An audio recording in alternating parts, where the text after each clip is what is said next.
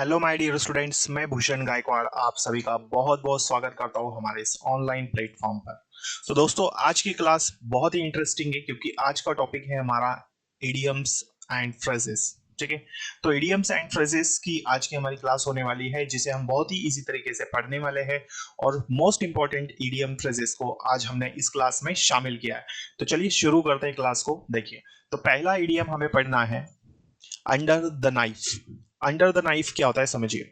तो under the knife का मतलब होता है ना, अंडर अ सर्जिकल ऑपरेशन। तो इडियम हमारा क्या है समझिए, इडियम है अंडर द नाइफ। तो बेटा, अंडर द नाइफ का मतलब क्या होता है? तो इसका मतलब होता है under a surgical operation.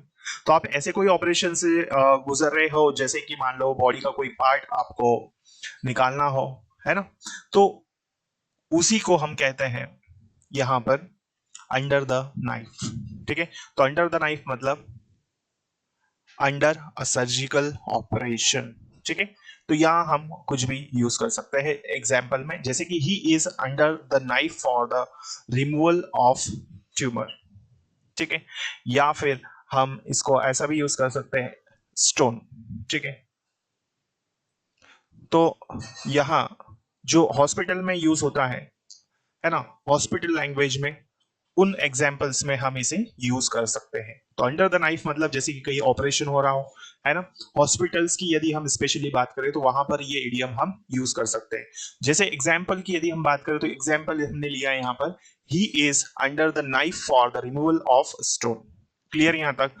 I think ये आपको क्लियर हो चुका होगा। तो याद रखिए, अंडर द नाइफ मतलब under a surgical operation. Clear है? चलिए, नेक्स्ट इडियम है good for nothing. Good for nothing का मतलब क्या होता है? ठीक है, ध्यान से समझिए। गुड फॉर नथिंग, इसका मतलब होता है बेटा वर्थलेस, मतलब जिसका कोई उपयोग ही नहीं है, बेकाम का, है ना, बिना काम का जिसे हम कहेंगे। तो याद रखिए, गुड फॉर नथिंग इसका मतलब क्या है? वर्थलेस, कोई काम का नहीं है। तो गुड फॉर नथिंग ये हमारा क्या है? ये हमारा इडियम है ना। ठीक है, तो इडियम्स आप देखिए, his old coat is good for nothing, उसका जो पुराना कोट है वो कोई काम का नहीं है, बेकार है ना। तो his old coat is good for nothing, उसका जो पुराना कोट है वो किसी काम का नहीं है। ठीक है, तो गुड फॉर नथिंग मतलब वर्थलेस। क्लियर? नेक्स्ट, नेक्स्ट है बेटा हमारा फ्रेंच लीव। क्या होता है फ्रेंच लीव, है ना, ये भी मोस्ट इंपॉर्टेंट है। ठीक है, तो फ्रेंच लीव का मतलब होता है एब्सेंस विदाउट परमिशन। जैसे आप मान लो क्लास में आप किसी कॉलेज में पढ़ रहे हो और बिना क्लास टीचर को बताए आपने क्या कर दिया, छुट्टी ले ली, आप एब्सेंट हो गए वहां पर। तो आपने किसी को इन्फॉर्म भी नहीं किया, ना आपने किसी अपने टीचर को इन्फॉर्म किया और ना ही प्रिंसिपल को, तो आप क्या हो गए? एब्सेंट हो गए। तो एब्सेंस विदाउट परमिशन, बिना बताए छुट्टी मारना। तो नॉर्मल भाषा में हम इसको समझने के लिए कह सकते हैं बिना बताए छुट्टी मारना, गायब हो जाना। ठीक है, चलिए, तो the clerk is enjoying French leave today. तो क्लर्क जो है आज फ्रेंच लीव एंजॉय कर रहा है या बिना बताए अनुपस्थित है, तो उस चीज को वो क्या कर रहा है? एंजॉय कर रहा है। और एग्जांपल्स क्या हो सकते हैं कि it happens in the school that most of the students take French leave, है ना, ये हो सकता है डेफिनेटली। और तो इस तरह से हम इसे फ्रेंच लीव को यूज कर सकते हैं। क्लियर? तो फ्रेंच लीव मतलब absence without permission. Next, next है हमारा ब्रिंग टू बुक। ठीक है, ये भी एक इंपॉर्टेंट है। तो जितने भी इडियम्स आज हम इस क्लास में डिस्कस करने वाले हैं, सारे ही सारे मोस्ट इंपॉर्टेंट है और वेरी यूजफुल। तो ब्रिंग टू बुक मतलब सजा देना, टू पनिश। तो किसी को सजा देना होता है ब्रिंग टू बुक। ठीक है, जैसे Dinesh was brought to book for his immoral act. तो दिनेश को क्या है? उसके इमोरल एक्ट के लिए सजा दी गई, या फिर उसके इमोरल एक्ट के लिए उसे पनिश किया गया। तो bring to book it means सजा देना या फिर किसी को पनिश करना। क्लियर यहां तक? चलिए, नेक्स्ट इडियम की हम बात कर लेते हैं। देखो, to keep oneself cool. To keep oneself cool क्या होता है? इसका मतलब टू रिमेन काम, भाई शांत रहना, है ना। तो to keep oneself cool मतलब शांत रहना। क्लियर? जैसे she keeps herself cool even in a critical situation. क्या लिखा बेटा यहां पर?